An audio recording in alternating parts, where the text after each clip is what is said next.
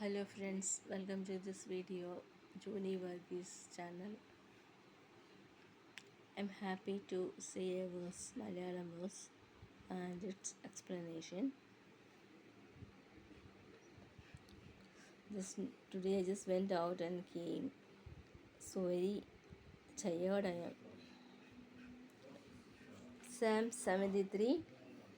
ഇത് എഴുതിയേക്കുന്ന ആരാന്ന് വെച്ചാൽ ആസാഫ് ഈ അധ്യായ പുസ്തകം 3-ാം പുസ്തകം ആസാഫിൻ്റെ ഒരു സങ്കീർത്തനം. ഈ സങ്കീർത്തനം വായിച്ചത് ആസാഫാണ്. ആസാഫിനോട് ദുഷ്ടന്മാരുടെ അസുഖം കണ്ടിട്ട് ദുഷ്ടന്മാരെല്ലാം നല്ല ലെവലിലായി, നല്ല പ്രോസ്പെറസായി കണ്ടിട്ട് ആസാഫിന് അസൂയ തോന്നി. അവർക്കൊരു കുഴപ്പവുമില്ല, ഒരു അസുഖവുമില്ല, തടിച്ചുകൊണ്ടിരിക്കുന്നു, മർത്തരെ പോലെ കഷ്ടത്തിലാകുന്നില്ല, ബാധിക്കപ്പെടുന്നില്ല. അവർക്ക് ഡംബം അവർക്ക് മാലയായിരിക്കുന്നു, കണ്ണുകൾ പുഷ്ടി കൊണ്ട് ഓന്തി നിൽക്കുന്നു. ഇന്നത്തെ സമൂഹത്തിൽ ഇതന്നെയല്ലേ നമ്മൾ കാണുന്നത്. അപ്പോൾ അതിനൊക്കെ ഒരു വഴി ദൈവം കാണിക്കുന്നുണ്ട് ബൈബിളിൽ കൂടെ. എന്താണെന്ന് വെച്ചാൽ അവരെ വഴുവഴുപ്പിൽ കൊണ്ട് നിർത്തും.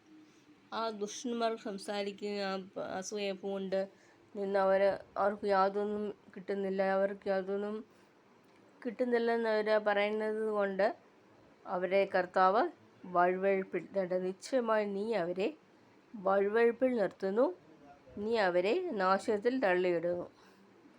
കർത്താവ് നാശത്തിൽ തള്ളിയിടുകയും ചെയ്യും, വഴുവഴുപ്പിൽ കൊണ്ട് നിർത്തും. സ്ലിപ്പറി പ്ലേസസ്, ആ സ്ലിപ്പറി പ്ലേസിലിട്ടാൽ അവിടെ ശാശ്വതമാണോ? അല്ല, അതേപോലാണ് ജീവൻ്റെ ദൈവം കർത്താവ് നമ്മെ ഈ ലോകത്ത് സൃഷ്ടിച്ചപ്പോൾ എന്തൊക്കെ ആയിരുന്നു, എല്ലാം ഉണ്ടായിരുന്നു. എന്നാൽ ഏവാളിനോട് ദൈവം പറഞ്ഞു ഈ പഴം കഴിക്കരുത്. എന്നാൽ ഏവാളിന് ടെംപ്ടേഷൻ ആ പഴമായിരുന്നു. പറഞ്ഞു വന്നപ്പോൾ സ്നേക്ക് എന്ന് പറഞ്ഞു കഴിച്ചോളാൻ പറഞ്ഞു, നീ ദൈവത്തെ പോലാകുമെന്ന് പറഞ്ഞു. അങ്ങനെ ചെയ്തതാണ് ആ പഴം പറിച്ചു കഴിച്ചത്. അപ്പോൾ അന്നേ കൊണ്ട് ഇങ്ങനെ തെറ്റിക്കുന്നതും തെറ്റിദ്ധാരണകളും പോയി വീഴുന്നതും ഒക്കെയുണ്ട്. ഇന്നും നമ്മുടെ സമൂഹത്തിനുള്ളിൽ പറയുക ഇങ്ങോട്ട് പോകണം അങ്ങോട്ട് പോകല്ലേ, നമ്മുടെ കുടുംബങ്ങൾ പറയുമ്പോൾ അത് കേൾക്കാൻ നമ്മൾ തയ്യാറായിരിക്കണം. ഇന്നും ഈ വഞ്ചിക്കപ്പെട്ട പഴം മൂലമായിട്ട് എന്തെല്ലാം ക്ലേശങ്ങൾ സംഭവിച്ചു. ഈ ക്ലേശങ്ങൾ തന്നെയാണ് ഇന്നും ഉള്ളത്. കർത്താവിൻ്റെ വരെ നമുക്ക് ഈ ക്ലേശമുണ്ട്.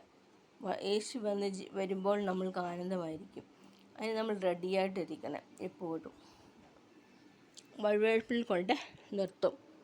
വഴുവഴുപ്പിൽ നിർത്തുമ്പോൾ എന്തുവാണെന്നറിയാമല്ലോ, താഴെ വീഴും. അതുപോലെ നമ്മളെ ക്ഷമിക്കാനും ക്ഷമിക്കാൻ പഠിക്കണം. മറ്റുള്ളവരെ ക്ഷമിക്കുക, മറ്റുള്ളവർക്ക് വേണ്ടി കരുതുക, മറ്റുള്ളവർക്ക് ഒരു ഗ്ലാസ് വെള്ളം കൊടുക്കുക.